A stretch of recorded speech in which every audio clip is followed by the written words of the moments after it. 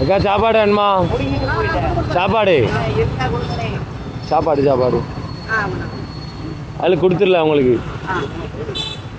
நாலெண்ணம் இருக்குல்ல, நாலெண்ணம் இருக்குல்ல, நாளைக்கு கொடுத்துரு, நாளைக்கு கொடுத்துரு. அப்படியே ஒன்று ஒன்றா கொடுத்துடல. அவருக்கு ஒன்று கொடு,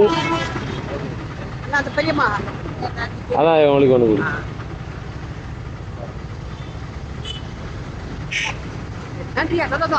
ரைட் ரைட்டு.